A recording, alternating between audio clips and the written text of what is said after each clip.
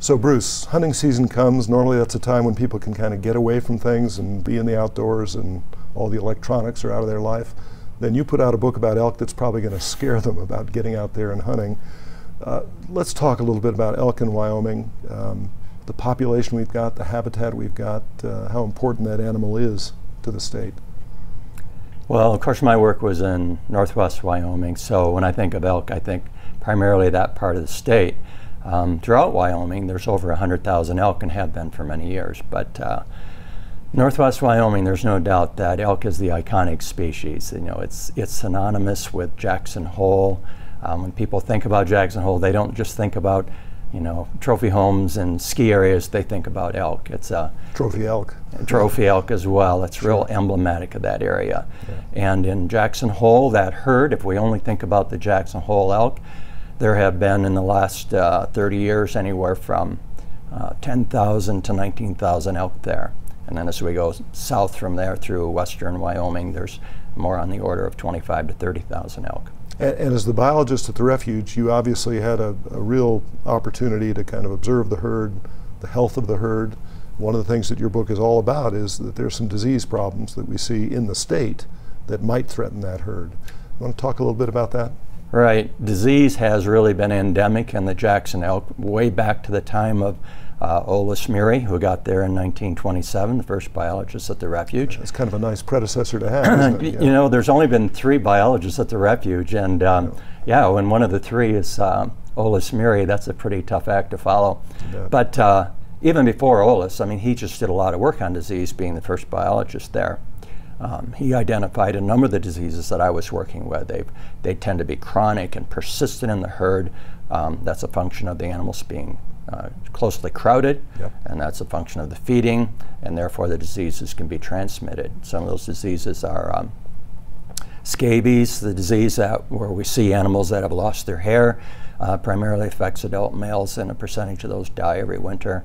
Hemorrhagic septicemia, which can be a life-threatening deadly disease to elk, bacterial. We have foot rot in the herd, and then of course everyone's heard of brucellosis. Right. And now there's another disease that we know exists in wildlife elsewhere in the state and outside the state, chronic wasting disease.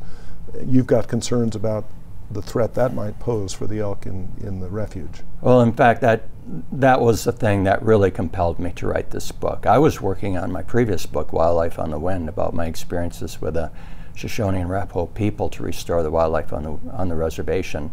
And events kept happening in Jackson Hole and elsewhere in Wyoming, yeah. In regard to chronic wasting disease that made me feel a real urgency about trying to put this all together. Yeah. Because to do a service to the public where they have more than newspaper articles, sound bites on radio or TV, no offense there, agency reports and the scientific literature, which almost none of the public ever would read. I wanted to put all of this together in one place.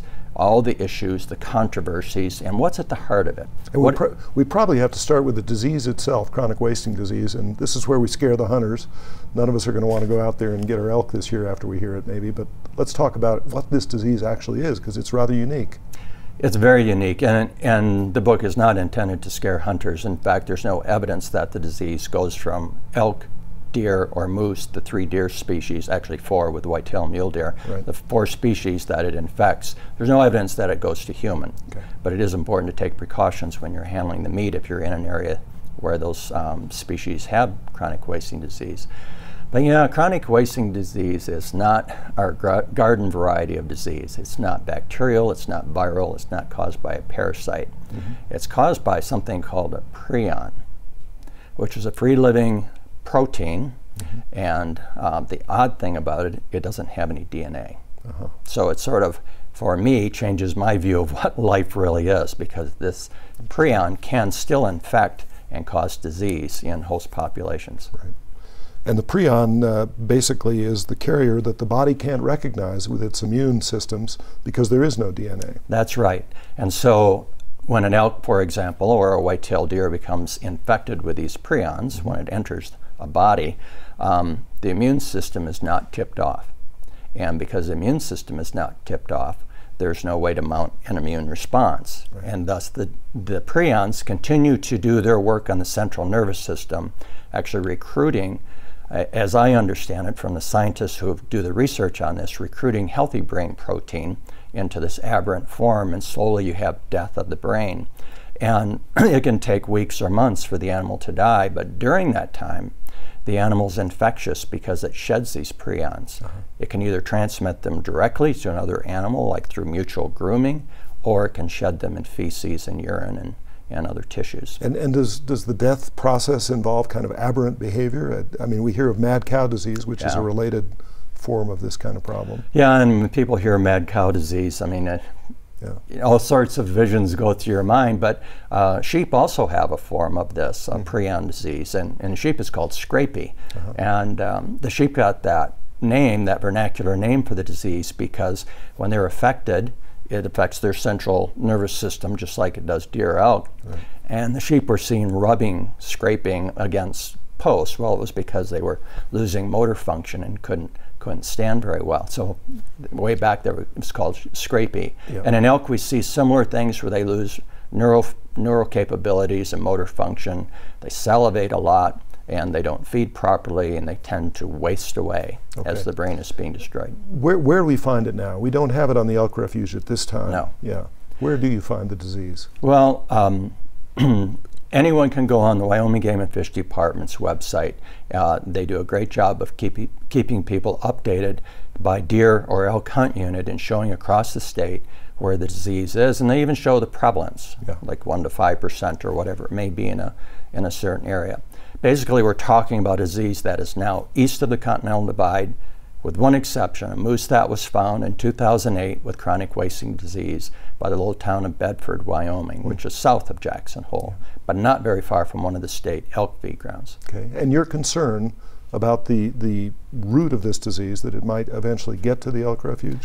Well, just for a little background, the disease was first discovered in the wild after it was found in captive research facilities. It was first discovered in the wild in northeast Colorado and southeast Wyoming in the early 80s. Now it's in 20 states and 2 Canadian provinces, and it's still on the move. Sometimes it's not even really logical or explainable, I should say, how it gets to new places. So what we know is it moves geographically. In most places where the disease has become established, the prevalence continues to increase. It's moving westward in Wyoming, and there are ways for it to get to Jackson Hole. And if it gets there, this gets us to, now we're going to connect the dots here.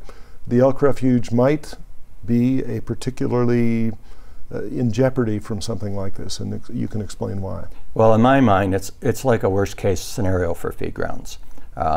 You know, there's 23,000 elk on feed grounds in western Wyoming, 22 state feed grounds with about 16,000 elk crowded together every winter and fed, and then the remainder, about 7,000 or 8,000 on average, on the elk refuge.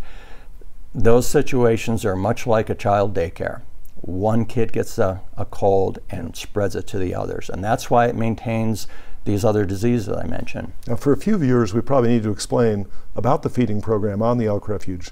We also might mention that the elk refuge has been there about 100 years, right? Right. You see the hat here. Yeah, there we 100th go. anniversary is coming up, the establishment of the elk refuge next year, because it was established in 1912. But in the winter, when all these elk gather, and this is part of the reason they do gather, you're putting out food for them.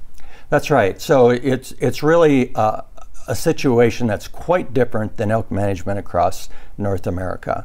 There's over 1 million elk in North America. 97% of them are not fed in winter. Okay, but we do it here. But we do it here, and almost all those fed elk are in Wyoming.